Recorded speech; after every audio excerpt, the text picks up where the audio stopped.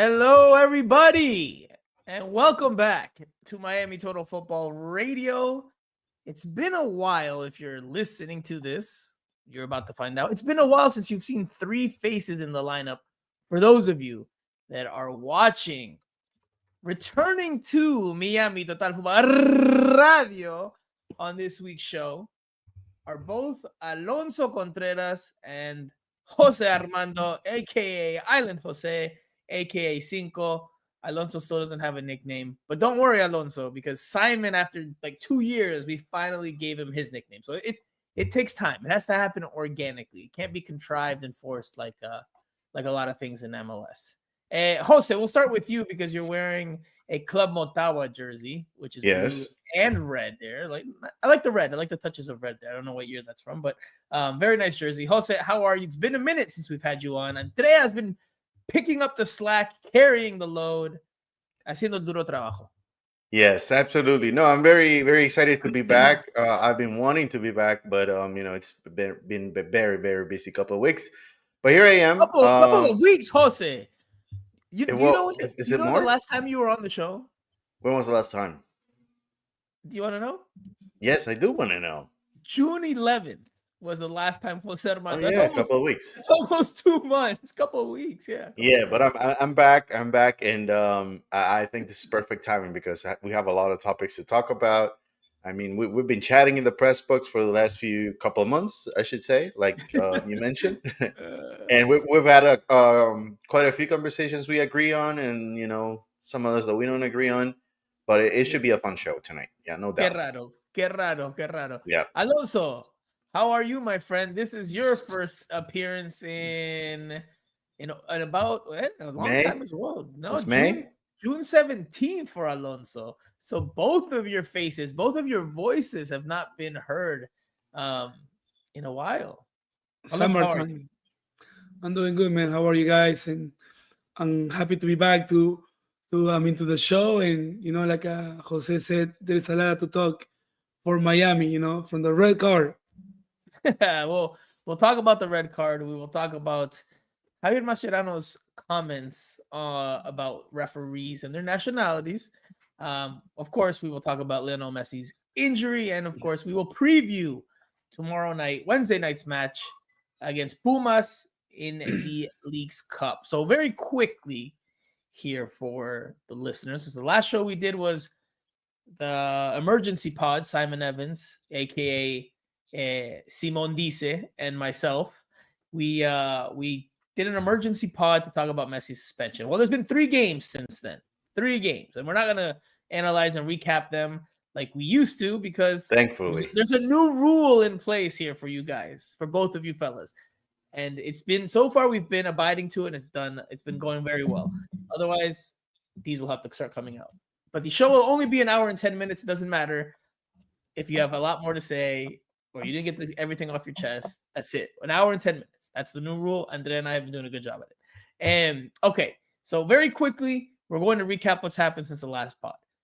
Inter Miami played without Lionel Messi, suspended Lionel Messi and Jordi Alba against FC Cincinnati in MLS regular season play, and it was a 0-0 draw at Chase Stadium. A few days later, they opened the League's Cup, and they played, Atlas, and they won 2-1 with a goal from unlikely hero in stoppage time, Chelo Weigand. A 2-1 victory. Messi had 2 assists in that game. The other goal came from Velasco Segovia. Then, most recently, Inter Miami plays Necaxa. And, well, obviously, one of the biggest storylines is Messi going down with an injury in the first half. Again, we'll talk about that here in a moment. There was a red card to Peluca Falcon, which we will also talk about. That game ends with Inter Miami again producing another late goal, this time from Jordi Alba in stoppage time.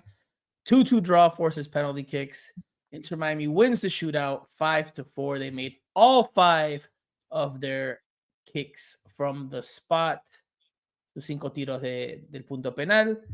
And they pick up 5 points through these first 2 League's Cup first round matches.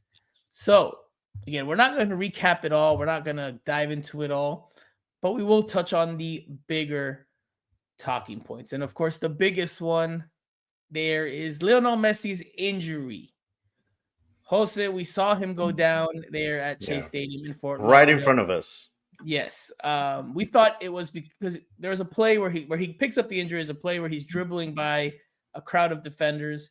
He ends up going down at the top of the box, gets dispossessed, and we saw him slam the grass. And at first, in that moment, I thought it was just because he didn't get the call or because he lost the ball. But we see a few moments later that it's not that it is an injury. He was not able to continue. He got checked out on the field and then was subbed out. Well, since that injury happened on Saturday, Inter Miami gave us an update brought to you by Baptist Health, our beloved favorite Baptist Health. Catching up. Baptist Health. And the release said, quote, Inter Miami CF today has provided an injury update presented by Baptist Health for Inter Miami CF captain Lionel Messi. Messi underwent medical tests to evaluate the extent of the muscle discomfort he experienced during last night's Leagues Cup match against Necaxa, which forced him to leave the field. The result confirmed a minor muscle injury in his right leg. His medical clearance will depend on his clinical progress and response to treatment. End quote or end statement.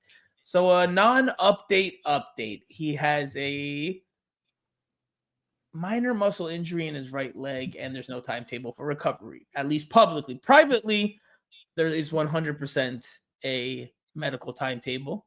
Whether he hits it or not is a different story, but clearly they know roughly how long he's going to be out for. We are left in mystery. We're not going to criticize that because we've done that a lot on this show over the past few years. We just be banging the same drum. And again, we have time constraints. So Jose, what do you make of the Messi injury going forward? Yes, I guess good news, like Mascherano talked about today, is that it's not super serious or severe. But clearly they're going to be missing him for at least this game, if not a little bit more. What do you think about the injury overall? Yeah, absolutely. It could have been a lot worse. It did feel like, one of the old muscle injuries for him with Inter Miami that, it took him a while. But, actually, I think this is the time for that to happen, if you really think about it. Because, Leagues Cup, it's not that big a deal for Inter Miami. There's a stretch right now in regular season play that, they can survive without him. I'm sure he's going to want to be ready for the World Cup qualifiers next month. So I think that will be the target for Messi to be 100%. And then after that is all about Inter Miami and closing out the year. So it's never good timing with injuries, but I think they're in pretty good shape right now. And honestly, I think they can survive without him. So hopefully it is what they are telling us and it's not something serious, because it also could be, that we saw it with some other players recently where, we thought there was a 2-3 weeks type of injury and then it went a little bit more than that. So hopefully that's not the case for Messi. Do we care to speculate at all as to what the timeline might be? I would say he's going to be ready for World Cup qualifiers. That would be my guess. That would be my guess. So he misses the rest of August. I think he'll play probably one game or two for Inter Miami before World Cup qualifiers. Let's see. World Cup one qualifying game. Is in September. First week of September. The beginning of September. Argentina. And if they win tomorrow, they would have a game on August 19th or the 20th for the quarterfinals of Leagues Cup. So, that could be a good timing for him to come back. If they win tomorrow, of course. So if they win tomorrow and they continue on, let's just get this out let's get this out there for the people. So if Inter Miami wins tomorrow in Leagues Cup, when is their next game in Leagues Cup, Jose? August 19th or the 20th. So then this weekend they return to league play, and then they have to go back to leagues, and then they're okay. All right. Correct. Yes. There you go. And poor Mexican teams. Right. And they would have a stretch of games because, if I'm not mistaken, the final would be August 31st. So if they were to move on, they would have a very rough stretch of games before the World Cup qualifiers for Messi, of course. These are very important World Cup qualifiers for him. I think we all know that. I mean, Argentina's already in. Yeah, but this is the last, probably the last World Cup qualifier for Messi in Argentina. So he's not going to want to miss that. Is it? I don't know. If you listen to the recent rumors, he's going to be with Inter Miami for several more years. Alonso, with regards to Messi's injury, Jose touched on this. Can the team fare well without him? Can this team without Messi consistently, because one game is, one game, but can this team consistentemente, can they produce positive results, victories without el número 10, without their number 10? I mean, they proved it seasons, prior. But first of all, I think the statement from Inter Miami is just a complete lie, because League Cups doesn't need to report injuries. Okay, they don't need to report injuries. Now, going back to Mascherano a couple of weeks ago when he said they would have suspended Messi if that game was at Cincinnati. Now my question is, they would have released a statement of injury if we were playing within the regular MLS season right now? I don't think so, because you need those tickets to solve. But because they know Mexican is gonna be at the stadiums, it's gonna be an easy sold out. Then you're gonna play in Orlando, and it's gonna be an easy sold out. You don't need that much marketing of Messi, so that's why they wanna play fair and inform the people that Messi won't be 1 or 2 weeks. They didn't say the same in that, but the rumors are that 1 or 2 weeks he won't be there. Now, can they win? They play at home against Cincinnati and they tie. So, but always you need Messi, So I don't know. It'll be hard to beat Pumas without Messi. I had the opportunity to watch Pumas the entire training, and they're a very solid team. They have beat the former Whitecaps, the Carrasquilla, CONCACAF Player of the Year. Vite tu engreído. You love talking about Vite. But he's good. But that's not a lot, Alonso. That's not a lot. No, those were MLS players 3 weeks ago. I know, Carrasquilla and Vite are. Hold on. No, but they're a good player. They just destroyed Miami, Vancouver. It's early. Don't want to get yellow carded this early. Let's listen to Mascherano today in the press conference talk about the injury report, or he lightly touched the surface about the lack of information or the lack of specificity when it comes to Lionel Messi's injury. So let's listen to Mascherano on Lionel Messi's injuries. Sí, hablé ayer con él. Estamos hablando, bueno, el club emitió un comunicado que creo que fue muy claro. Es una lesión leve, dentro de lo malo, es una buena noticia. Y bueno, no nos gusta, sobre todo, y más en el caso de Leo, porque sabemos el ruido que siempre hay alrededor de él cuando está ausente en algún partido. No nos gusta determinar los tiempos. En este sentido, él es un jugador bastante especial, que suele recuperarse muy bien de las lesiones, y sobre todo normalmente lo hace con rapidez. Así que iremos viendo. Claramente para el partido de mañana no va a estar. Pero después iremos viendo cómo él se va sintiendo, cómo va progresando ante los diferentes test que le haga el staff médico, y a partir de eso, una vez que esté listo, volverá con nosotros. Translation for those that don't speak Spanish, don't understand Spanish. Mascherano says the team put out a statement that I think is very clear. Muy claro, he said, which is nonsense. And he then goes on to say is when we talk about Messi, we don't like to really give more specific timetables, because he's a player that recovers very quickly, and he's a special player, and there's a lot of noise and murmullo. He didn't use that word, but there's a lot of noise when it comes to his availability. So he said a lot of words, but didn't say a whole lot of anything. And they're going to see how quickly he can respond to tests, and that will determine his recovery. Well, no, that's standard for any player. So he's not saying anything there. And I know that they have a timetable. I know this for a fact. I know that they have timetables for recovery for their players. They just choose not to do that. That's normal. It's professional sports. There's always a diagnosis.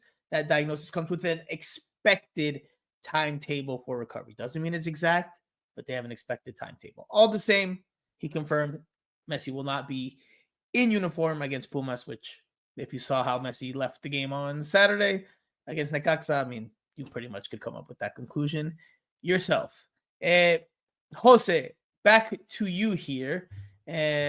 Alonso talked about if the team can do well. One thing that we haven't really touched on yet on this pod, and that has happened, and I didn't mention here in the intro, is that Rodrigo de Paul is officially an Inter Miami player, right? He was officially unveiled in that match against FC Cincinnati. Before the game, he didn't play in that game, but he was officially unveiled.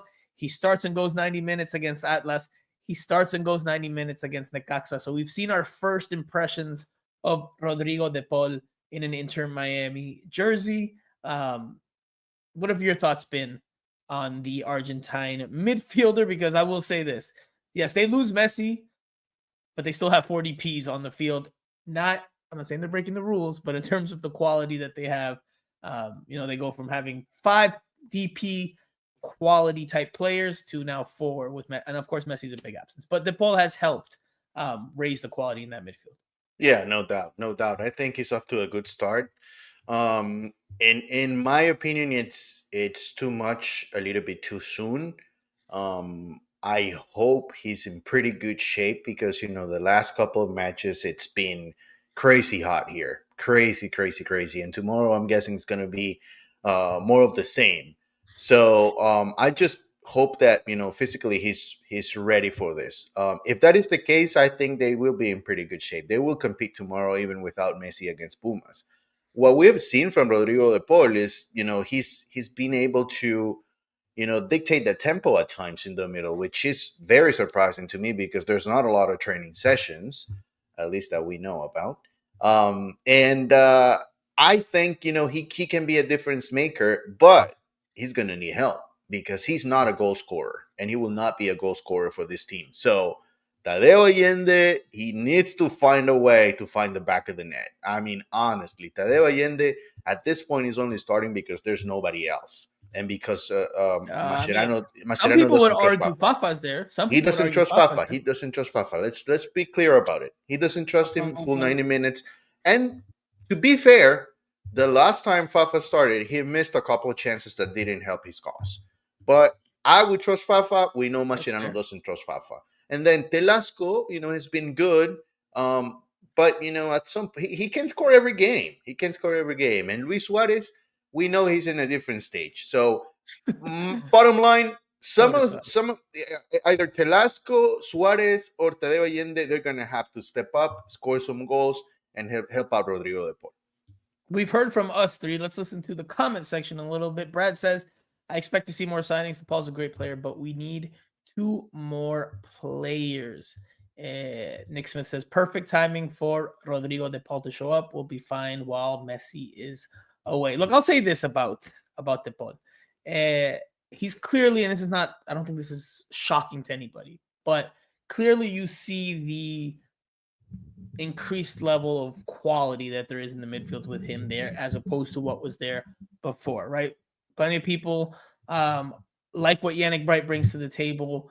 Federico Redondo hasn't been the most convincing, but he's had some okay games.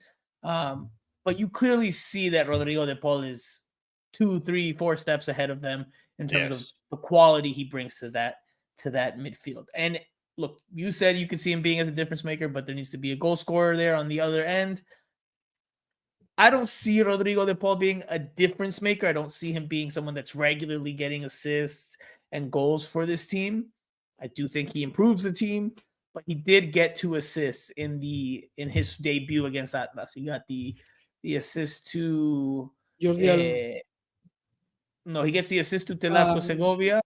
And not against Atlas. I'm getting my Mexican clubs confused. He got the 2 assists in the game against Necaxa. When Messi was absent, it's not surprising that Cream rises to the top.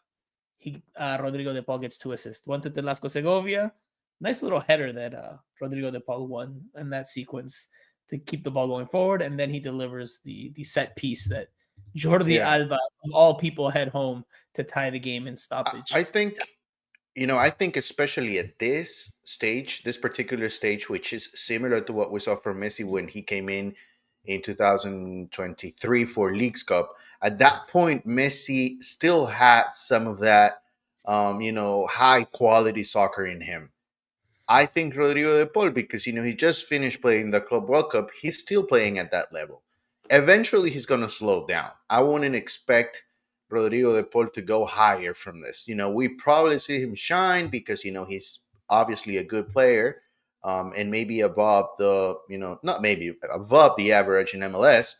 But at some point, he's going to slow down, I'm sure. But especially now without Messi, I think it's kind of, he's the guy right now. He needs to find a way to be a difference maker. So if you had a chart of performance levels, the initial start would be very high, but you expect it to taper off. Not dip completely, but you expect it to taper off and level out a little bit. Yeah, I mean, I would expect the same that we saw from Messi. Wouldn't you agree? I mean, the Messi that we see right now is not the same that we saw in Leagues right, Cup. when he came from Leagues Cup. Right. The Leagues Cup 2 years ago Messi was otro level. Right. Rodrigo de Paul, you said something there. He, with Messi out now, it's his turn to step up. I mean, Mascherano at one point played him a little bit in like the 10 role against Necaxa before restructuring things after the red card. Alonso, no Messi. Well, other players will have to step up, like Jose said. But I just want to quickly get your initial impressions on Rodrigo de Paul, el Argentino. Just quickly your impressions on him. Yeah, I mean, Mascherano needs to take advantage of the momentum that he has. I mean, that he's coming from the European level. Right now, his vision, his quickness is so fast that he will see things that not a player from his position can see in the MLS. Because, it's not the same that, I don't know, I mean, X come to pressure you when you're used to be Real Madrid player, Barcelona to Right. pressure you. So his vision, his quickness is gonna be so much better that he can play 10. He can be a playmaker. So Mascherano right now needs to take advantage before he start feeling the pace of MLS compared where he coming from, and then he has become a regular player within that top level. So I agree to an extent. Yes, his match sharpness is in a different category right now because, like you guys have said, he's coming from playing in Europe. The game's much faster at that level. So here, he has more time maybe to make decisions, and physically he looks in great shape. Even though he played the FIFA Club World Cup. He did play in the Club World Cup, but he still had a couple of weeks off. And he came to the South Florida heat and humidity and has started 90 minutes in his 2 appearances. I don't believe for a second that he did not train with the team. I mean, I don't believe that. I don't believe he just came he was around the group but didn't train. I find that very hard to believe. But anyway, that's he's young too. He's 30 years old, 31. So he's young. Yeah, I think that's one thing that I've noticed. He looks so much younger than the rest of the Cuatro Fantásticos, which I think we need to find a new nickname for them. But ahora son los Cinco Fantásticos. Yeah, son los Cinco Fantásticos. But he looks los Power Rangers. even in were the Power Rangers 5? Yes, they were 5. Then there was a 6th one later on, but yeah. It's fine. So then okay. But even during training, it's like when they're doing the drills, when they're doing the rondo. He's a lot more energetic than the rest of the gangs, So I think that's a very good point. That's a very good point because I think he has shown. I don't think. Well, I don't know if Luis Suarez could have done it. I hate to compare them, but I don't know if Luis Suarez would have come and played just that quickly and get into the groove of everything. So a lot of credit to him. A lot of credit. It shows a lot of commitment, no doubt. They also call him El Motorcito, the little motor, the little engine, for a reason, right? Because he's got that tireless work ethic, even in the heat and humidity, which, like you said, it is a testament to his abilities. Impressive start to his time with Inter Miami. And all right, another big talking point from this game, aside from the Messi injury, was the red card to Maximiliano Peluca Falcon in the first half. He gets called for denial of a clear goal-scoring opportunity. Dogso, una jugada clara, bueno, entre comillas. It was controversial. We had a debate about it in the press box. We had a debate about it in the aftermath of the game. Javier Mascherano had some choice words about the decision, went into a bigger talking point, which we will get to in just one moment. We hold the horses. I know you guys are ready. I know you're ready to jump, Jose. I've seen your tweets. Los leo. Inside joke. But well, first let's talk about the decision itself, because today, on Tuesday, it was revealed or announced that Inter Miami appealed that red card and it was rescinded. So Peluca Falcon was deemed to have been given an unjust or an unworthy red card, and he will be available for the third Leagues Cup game against Pumas on Wednesday night. So very quickly, Jose, of course, now we've got, all the aftermath to look at as well. El diario de lunes, as I like to say. But what did you think of the red card in the moment? And I know you and I are going to have a little back and forth here, but what did you think of the red card in the moment? And we'll go from there. Yeah, I thought it was soft. I wouldn't have called that a red card. That's what I said initially in the press box. But it doesn't matter what happens. I don't like the appealing thing. I don't know. I don't know if this is. you're gonna be contradictory here, right? Because I don't know if this is kind of me misunderstanding where I'm at and what MLS is about, and that's normal here. But for me, it's still very hard to comprehend because I don't know. The appealing to me doesn't make a lot of sense. But in this particular case, it means absolutely nothing other than, Peluca is going to be available, but, he could get a red card in the first minute and then it's going to backfire into Miami again against Pumas tomorrow. But bottom line is that the referee made a mistake that was very costly to Inter Miami. And if not for the goal by Jordi Alba late in that game and the penalties, Inter Miami would have been in serious trouble and probably eliminated from the tournament by now. So I think it was a bad call from the referee. Now I do not agree with the argument from Javier Mascherano once, and I don't want to get ahead. Yes, I don't want to get ahead. I don't want to get ahead. I don't want to get a yellow card. Tarjeta amarilla, yellow card. I warned you, Jose. I gave you the warning. I said next one. Yeah, you did it. Anyway. I couldn't hold it. I was trying to stop myself from going there, but I couldn't. Alonso, before we get to your opinion, let's listen to Mascherano's choice words about the red card. This was on Saturday. Before you talk, for me, it wasn't a red card. Bueno, otro que no escucha. I said before you get amarilla para ti también. Yellow card for you too. No, hold on. We're gonna hear your thoughts, but I said hold on. Let's listen to Mascherano first here on the red card in the immediate aftermath of Saturday's penalty kick shootout win against Necaxa after the 2-2 draw. La sensación del partido totalmente amarga. Un partido que lo teníamos controlado, jugando los primeros 15 minutos como lo habíamos planificado, dominando el juego. Nos habíamos puesto por arriba en el marcador, además de haber tenido la lesión de Leo y una falta que no es falta. ¿Y qué te voy a contar? Te terminan jodiendo un partido, posiblemente te pueden terminar jodiendo una clasificación y te quedas con la cara de tonto. Esa es la realidad. No se entiende muchas veces estas cosas, no se entiende ni siquiera que no haya ido al VAR a verlo. Por lo menos justifica algo y anda al VAR a verlo, por lo menos. Pero bueno, es lo que hay. No me gusta hablar tampoco de demasiado, pero tampoco me voy a dejar que nos pisen la cabeza. Esa es mi idea.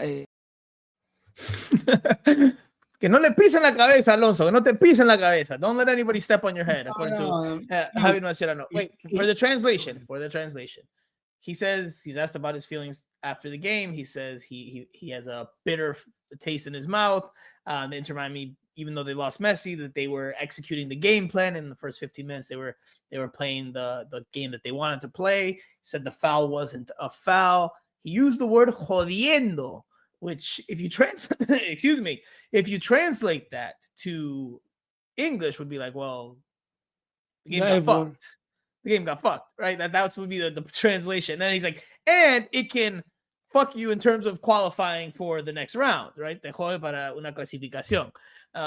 He said, what's worse, or he compounds it all by saying, and then if you get eliminated, then you just have cara de tonto, so which means you have a stupid look on your face, or you're left with an idiot face if you get eliminated because you can't do anything about it.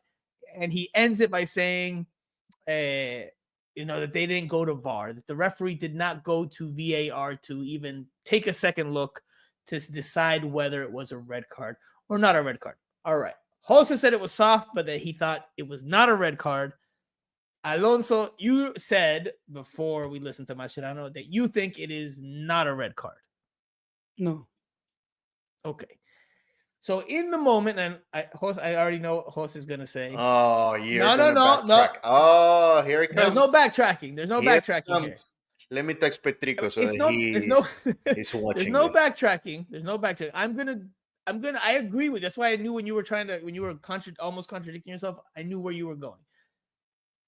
I thought it was soft, right? Just like you. I think it's a soft call because there is a light tug of the jersey. It's very, That's not what you said in the press box. Hold on. No. Not what you said in the press box. No, there's a light tug on the jersey. I have the messages. I can show you the dates and everything. I'll show you the stamps later and the timestamps.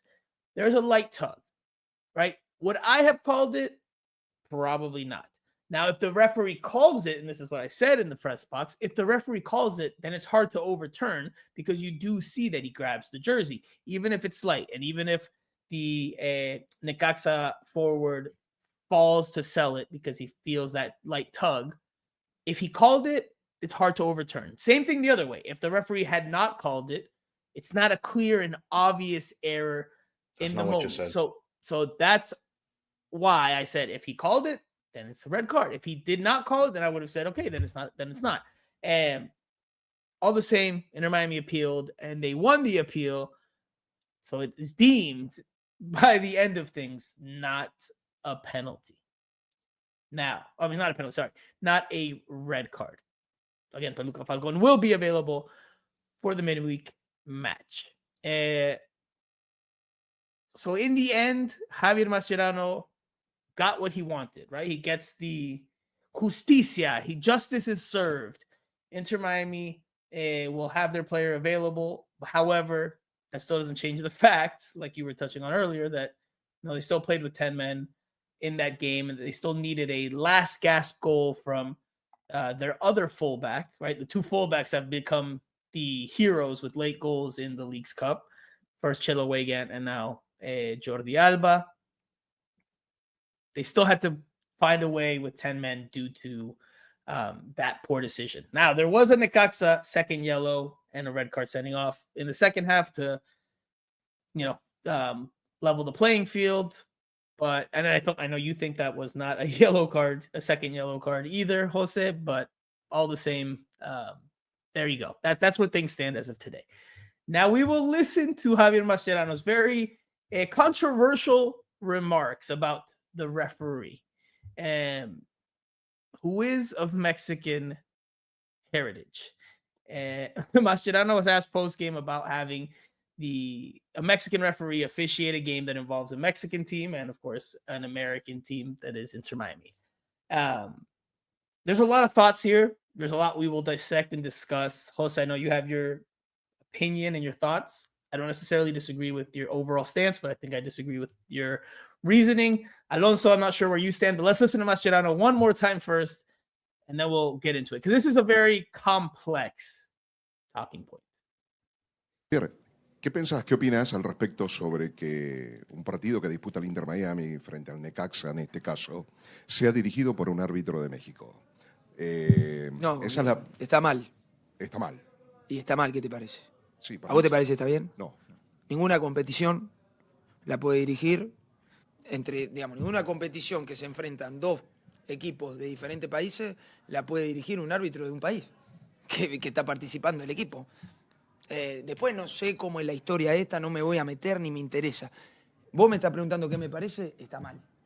Está mal porque de todas las competiciones que he participado como jugador y el poco tiempo que llevo de entrenador, nunca un árbitro de la misma nacionalidad de mi equipo o del rival me dirigió. Es la primera vez y está mal. Si quieren hacer una competencia seria, tienen que cambiar. Lo siento.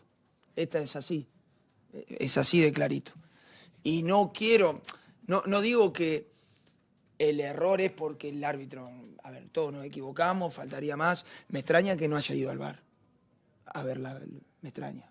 Por lo menos, lo vuelvo a repetir, confirmá tu decisión en el VAR.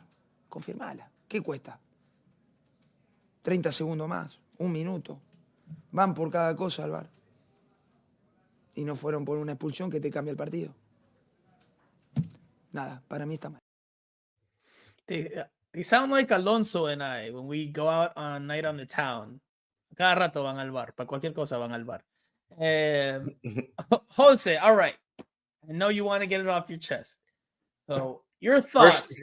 First things first. So, Inter Miami hasn't won a serious competition yet because what we're seeing right now with the referees, we saw it in the 2 years prior. Yellow card for me because I didn't translate that. Mascherano, in short, very much said that he thinks it's incorrect to have a referee from from two countries competing in this tournament as the head official. He goes on to say that it's never happened in his career while he's played, that it doesn't happen, etc., that if this tournament's supposed to be taken seriously, that needs to change because he views it as a bad thing. All right, sorry, Jose. Continue. That's a yellow card for me, by the way, for not translating. That's good. That. Double yellow, correct. Mute yourself for 2 minutes.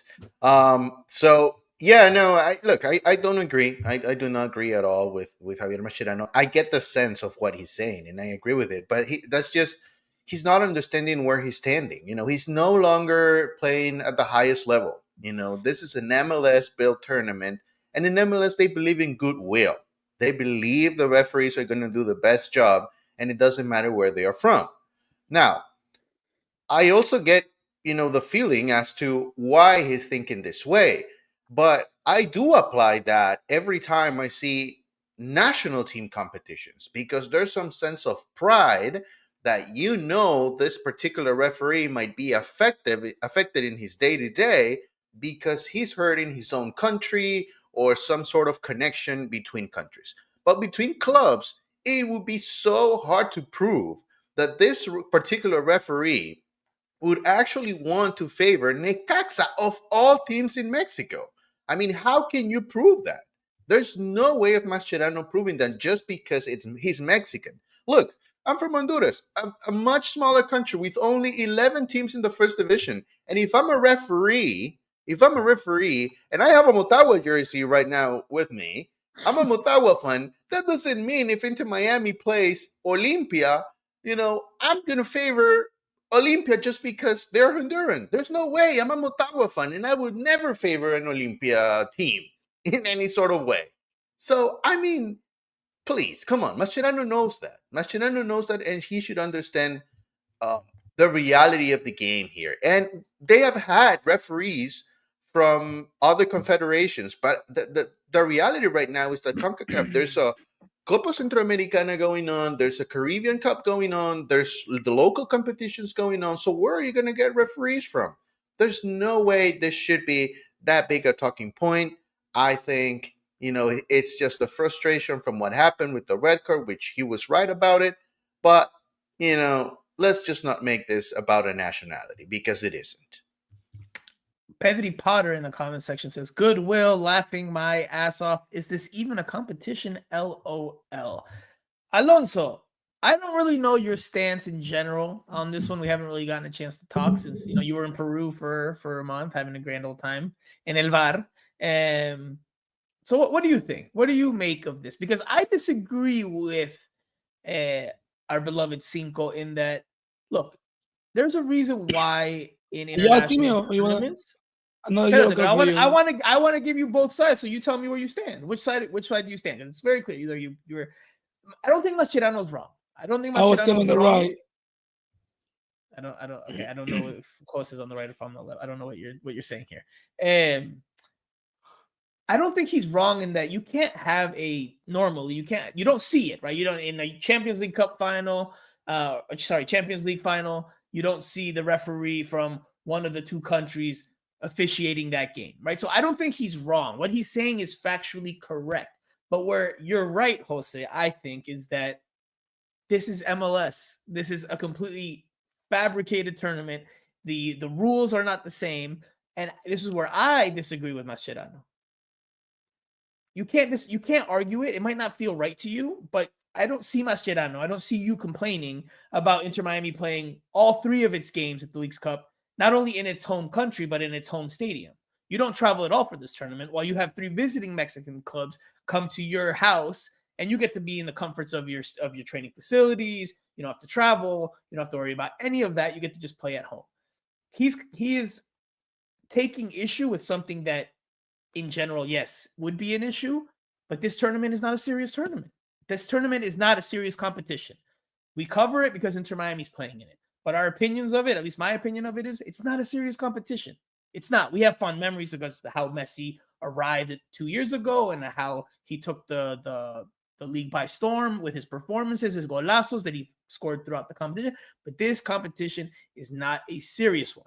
Because if it was a serious one, you don't have 3 home games. You're not playing 3 home games at Chase Stadium against Mexican competition. So just like you don't like that there's a Mexican referee, well, but you're not complaining cuando te conviene, right? You're complaining about what doesn't suit you, but you don't complain about what does suit you. So to me on this one, Mascherano is right in the overall sense, but he's not right because he benefits from the lack of seriousness in this competition as well, and he doesn't talk about that at all. Sorry, Alonso. Where do you stand on this? Again, it's a very complex topic. It's not just yes or no, right or wrong. It's very simple. Like Mascherano is just finding an excuse to back it up the result because, like you said, and I completely agree with that. You cannot complain for something, but they're like, hey, Pumas is coming from Orlando. They have to do recovery at the stadium post game.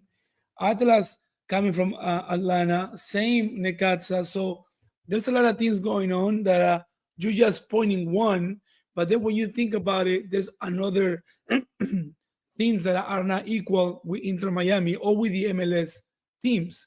So therefore, he just need to be like, okay, that's it, keep going, believe in the credibility of the referee, criticize the performance, not the nationality, and that's it. Because I didn't hear Mascherano. Oh, but the referees didn't go to the bar when Messi grabbed Atlas players behind the neck.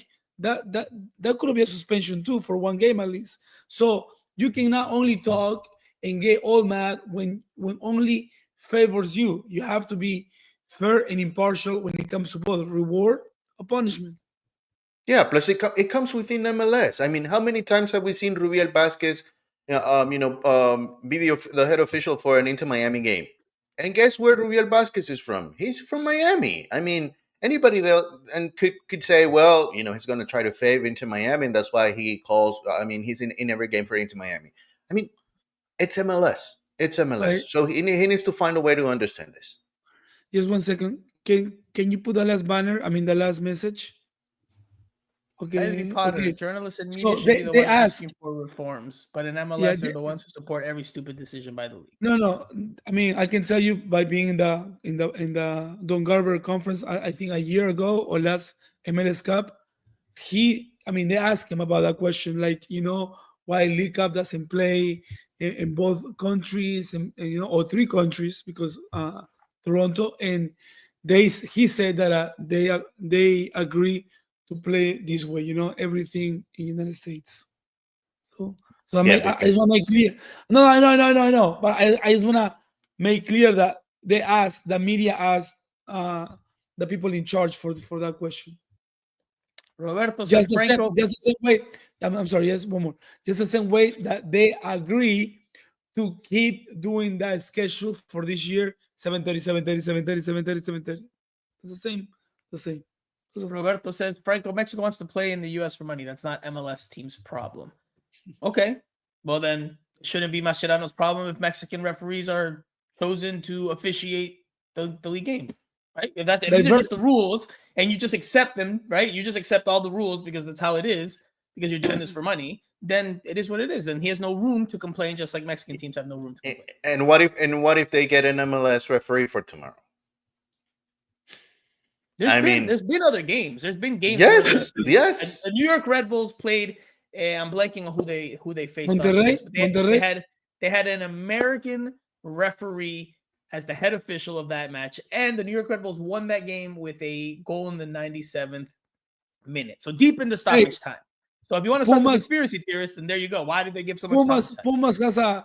Pumas versus Atlanta was a Costa Rican referee, and the Costa Rican referee gave a red card to Keylor Navas. Yes. Eso es una cosa de locos. Look, I get it, because that's like the desconfiados. You know, I get it. I get what's the thought process for him, but he needs to stand his ground and know exactly where he's standing. And this is MLS. This is an MLS driven tournament built for, you know, a particular business idea that MLS had about, you know, competing against MLS teams in a particular time of the year where they can actually get good results and not aligned with the CONCACAF Champions Cup.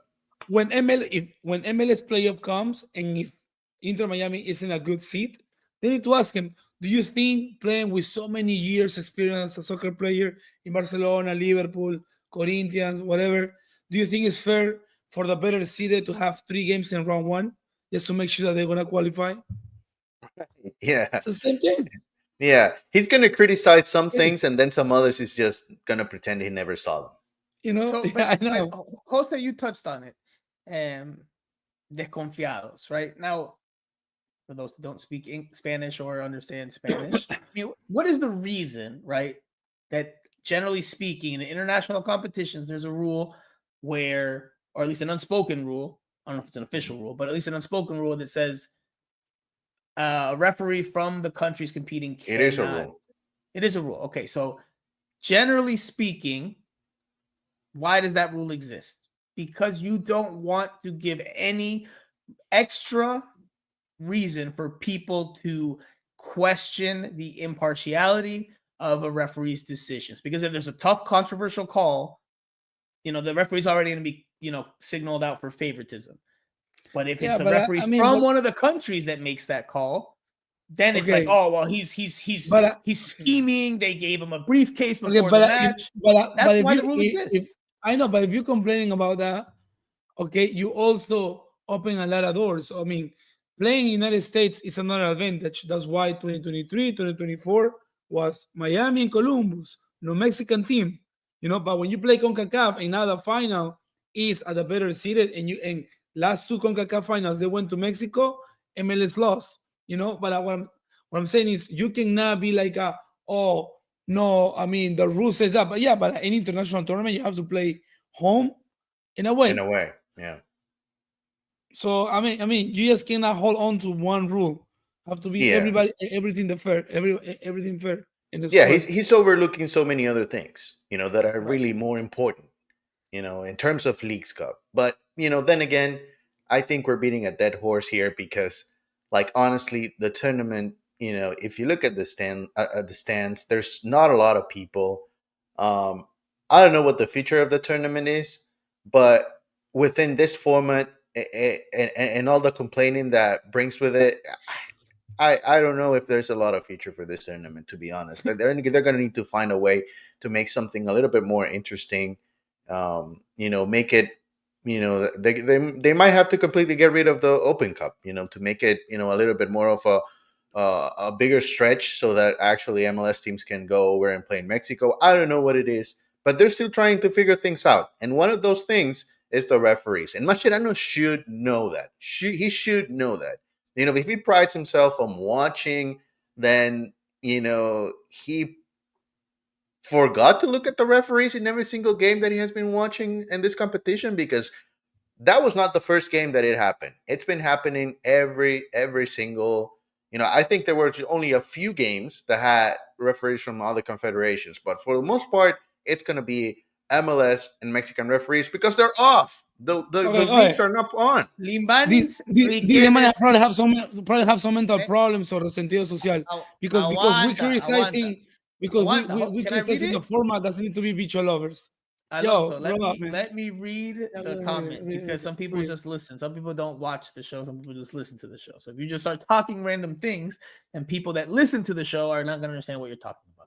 Limbanes Riquenes in Spanish leaves a comment and says, ¿A quién perjudicó el árbitro? ¿A Miami o al equipo mexicano? Bicho lovers buscando siempre excusa. So we have just been accused, the three of us, of being Cristiano Ronaldo fans. Well, nice profile picture, I mean, it's nice to talk bad things when you hide it, So listen, bro, this is very simple. I mean, we're criticizing the format of the tournament, because if we're gonna go game by game, oh, Messi did this, Messi did that, Inter Miami did this, did that. Come on, yes, Mascherano, enjoy League Cup, and you have to win your home games. That's all.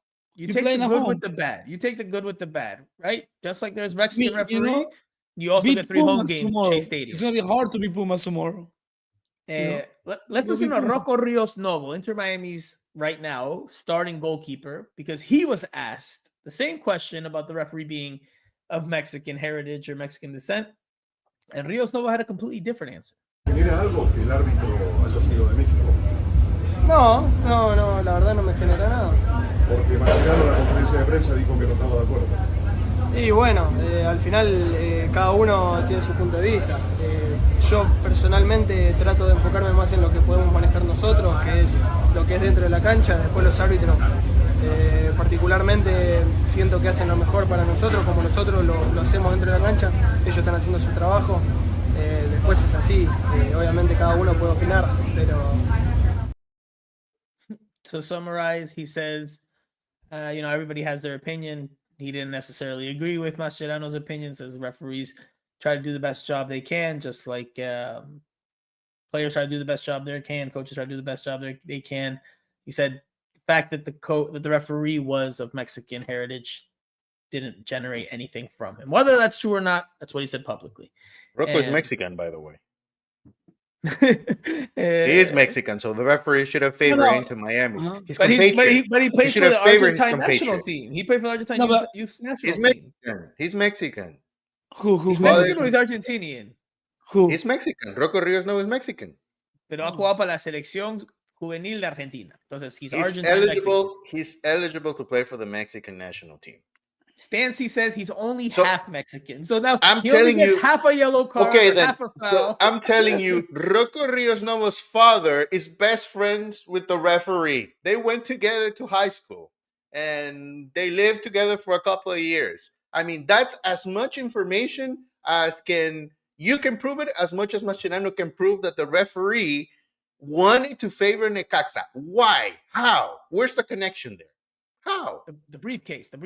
Stancy says you could tell Jose doesn't like Masche. LOL. Hey, I understand. Argentinians are not exactly lovable. I like Masche, actually. He's very nice. Are you sure? You like him because he read your tweet? Because he reads your tweets? He told you he reads your tweets? That happened, by the way. Even before that, I like Masche, and I give him a lot of credit. By the way, this is a good way to good segue, because I give him a lot of credit because I honestly thought that he was not ready for this job. And like I said before, and I don't know if I've said it in the pod, the season for Mascherano is already a success. It doesn't matter what happens tomorrow if they get eliminated. It doesn't happen. It doesn't matter if they don't win MLS Cup. The season is already a success because they made it past the group stage in the Club World Cup, and Inter Miami will not be back at that international stage in probably the next 25 years, and you'll Damn. remember this. 25. That's a big 200 crystal years. ball you've got there. That's a big crystal ball you have there. They could be back. They could be back. The Alonso. hell no, they won't be back. They won't be back. mean, They won't win just the Conca Champions. Okay. Never. Just to finish my thought on the referee, if you bring an English referee, he's gonna complain because in 1996, the Malvinas, whatever. You bring a Brazilian. if you bring a Brazilian, he's gonna complain because Brazilian Argentina. If you bring a Uruguayan, no, it's because we're brothers, but we have some fight when it comes to soccer. If you Right. bring a Peruvian or Venezuelan referee, oh come on, bring me more better referees that have more experience. So it doesn't matter who you bring, you're always going to complain. And if you bring a French referee, oh, he's bad hurt because we beat him in the final last World Cup. So whoever you bring is Es gonna el primo be de Mbappé. Es el primo de excused. Mbappé. If you bring Right. if you bring a Hollandaise referee, oh, he got an argument with us when Messi went like this in the World Cup. Always is gonna be. So an I excuse. agree. That's what I I'm- agree with that sentiment, but to avoid the perceived favoritism on any potential controversial call, Ask him. controversial Yo, calls ask him. happen. Hey, which referee do you want, Mascherano? But again, to avoid that, you normally don't my have a friend Tony Penso. referee. Tony You Penso. normally don't. But not in Leagues Cup, Franco. That doesn't happen in Leagues Cup. Roja. That doesn't Roja for happen in Alonso. Leagues Cup. That doesn't happen in Leagues Cup. That happens at the national team level, but it doesn't happen in Leagues Cup. Have you ever seen that in Leagues Cup regularly? That doesn't happen. I agree with you, Jose. I agree with you that the Leagues Cup is a completely random and weird tournament that is they frame as international because it's Mexican clubs versus American and Canadian clubs, but it's not a real international competition, which is why there's all these random things that don't go by the structure of what the beautiful game is, right? The beautiful game's already pretty well defined as to what it is and the rules and how it's all made up and done. It's pretty well defined, but MLS likes to try to create different things, different ways, tries to be innovative. And that's what leads to things like this. Again, I agree that the referee should not. I agree with Mascherano that the referee should not be from either one of the two countries for that perceived favoritism that could exist. But I also don't think that a team should be playing all three games in a competition at home inside its venue, right? So You know what this leads to? If tomorrow they get an MLS referee and for some reason they win a controversial decision, whether it's referee or VAR, and they win, then we can go after and question the way they win and that they were favored because of the That's fair. referee. And completely, I mean, forget about Yeah, performance. he's gonna be like, no, It's the muchacho. referee. They handed That's the that's the Leagues Cup. That's a Leagues Cup problem because you're trying to make it a very regional tournament, but with international flavor, and it just doesn't work that way. It has to be either completely international or completely regional. It can't be let's be regional Franco, here and international there. You It have doesn't Copa make sense. Libertadores. It leads to You have issues. Copa Libertadores, Copa Sudamericana, the Centroamérica Copa. You know, you got so many tournaments going on right now in this part of the continent. Hey, you can find some referees. They might not be good referees, but you can find some referees. And all right, let's move on very quickly because we got 10 minutes and change. Tomorrow's game, Inter Miami host Pumas. Yes, they will host Pumas. Wow, third time in a week that Inter Miami has a home game in this Leagues Cup. Inter Miami has 5 points through 2 games. Right now they sit in a position that would make them advance, but they could be leapfrogged in the standings, right? This is a different Leagues Cup. The format is different. El formato diferente. Top 4 teams from each league will pass based on results. So even though they're competing against teams from the opposite league, they are in the standings directly competing with teams in their own league. So this is pretty much a must-win game, and it's a must-win game without Lionel Messi, without El 10, without the number 10. Jose, do you see enough from this Inter Miami team to advance from this first round and make it to the knockout rounds of the competition? I think it's going to be tough, but I think they do have enough because they have a huge advantage in the sense that they haven't traveled at all for these games. And yes, they're playing, every 3 days, but the same scenario goes for Pumas, and they have been traveling, even though they play in Orlando. It's not that big a deal, but I think they have the advantage. I think they can win against Pumas. I know Alonso rates very high, Vite and Coco Carrasquilla, which I have a lot of respect, especially for Coco. But I mean, But they're national team players. yeah, They're but I national think team players. Rodrigo de Paul and Sergio Busquets can handle that without a problem. So Well, for me, is in Ecuador, number 2 in South America. Carrasquilla yeah, ahorita is the father of any CONCACAF midfielder. yeah, I but mean, I don't Quispe, know. national Peruvian team. I mean, you Mike have a V. very Mike V in the comment section says Vite scored to eliminate Inter Miami from CONCACAF Champions Cup. No, they're not also. bad players. They're good players. They're good players. No, but I think listen, it's not about it. You got el Chelo Wenga, que he needs an Uber when he ¿El Cholo plays quién? in- ¿El Chelo quién? Wenga. ¿Cómo se llama? Wenga. Chelito. El Chelo No, Wenga. I mean, I el Chelo agree. Wenga. Wenga.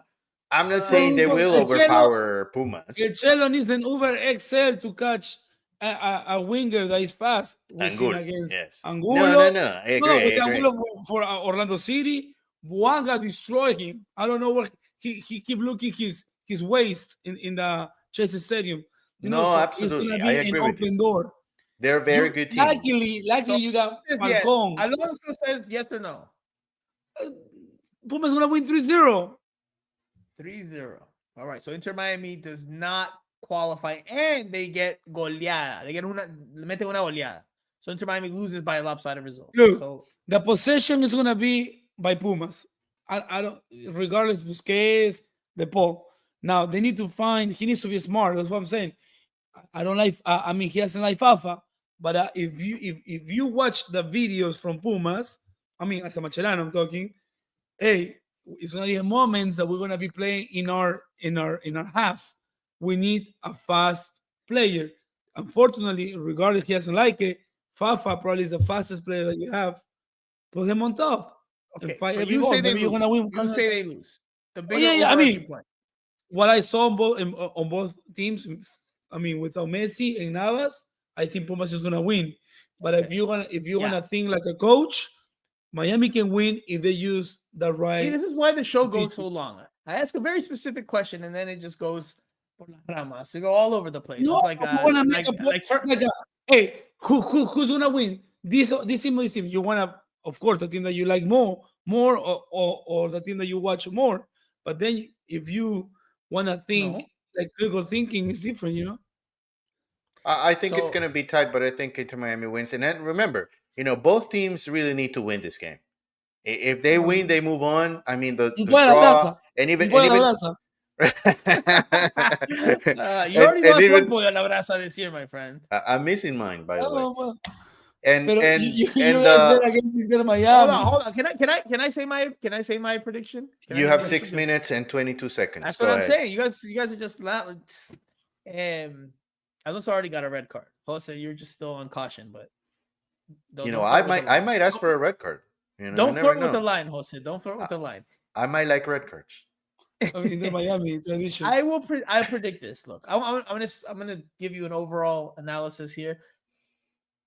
Javier Mascherano, when this team is down to 10 men, you see the team take on his personality, his hard-nosed demeanor, his never say die attitude, gritty, fighting, showing spirit. That's his personality. That's who he was as a player. That's how he is now as a coach. And you see them take that on when they're down to 10 men. In the 3 games, this is a stat, in the 3 games that Inter Miami has been down to 10 men this year under Mascherano, they have not lost any of them.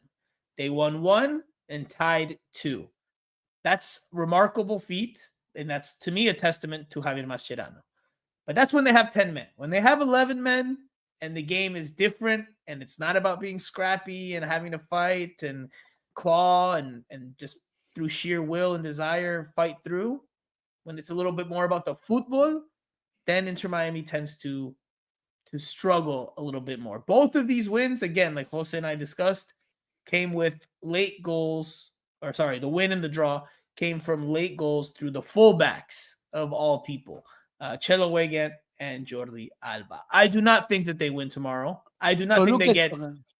No, I don't think they get lopsided defeat, like 3-0. I just don't think that they win. Okay. Could they tie and win on penalty kicks, or could they tie and lose on penalty kicks? Maybe, but if I'm going to predict, I will predict a defeat. I just don't predict it'll be 3-0. Jose, any changes to the lineup? Well, of course, without Messi, there will be changes. I have a lineup already for you. I have it ready. Go, ready, go. All right. Shoot, fire. So Rocco on goal, Chelo, Peluca, Lujan, and Jordi. And then I see a 4-3-3 formation. Then I'll see Rodrigo de Paul, Sergio Busquets, and Federico Redondo, and Tadeo Allende, Luis Suarez, and Telasco Segovia. 4-3-3. But obviously in the middle, a very tight 3, not wide open. Sure. Okay. 4-3-3. So away from the usual 4-4-2 that they play. Correct. Yes. Okay. How do you replace Messi is the question, Alonso. How does Inter Miami go about replacing Messi? Jose has them going in a 4-3-3. How do you think Inter Miami does it? I mean, 4-3-3, I think it's going to be dangerous because unless you have fast players, you know, I don't think if you don't play Fafa, you don't have speed. Alonso, we're running out of time. windows. Give me what you think you do. Don't tell me what's wrong with Jose. I mean, I think it's the same players that he said, but a different formation. 4-4-2. 4-4-2. But if it's a 4-4-2, where does Redondo? Velasco will drop, and then you leave Suarez and Allende on top. So Same. who's playing out on the right wing in the midfield? I mean, depends how you play. I mean, he could play Rodrigo de Paul, he could play Redondo, and then Busquets and Telasco on the left. But who's the right one out of those 4 for you? I would probably put Redondo, and then leave Busquets con de Paul.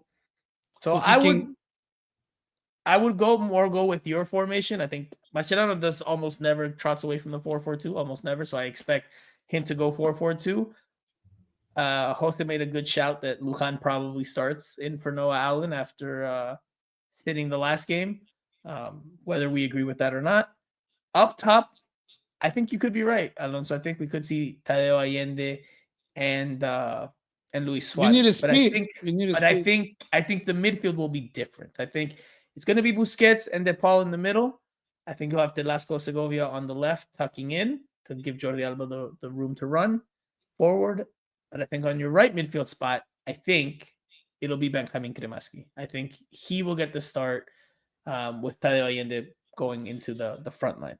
Luis Suarez, very quickly. Luis Suarez, we said we'd talk about him. He scores the decisive penalty kick. It looked like he missed it to a few of us here, but he smashed it off the underside of the crossbar. It goes in.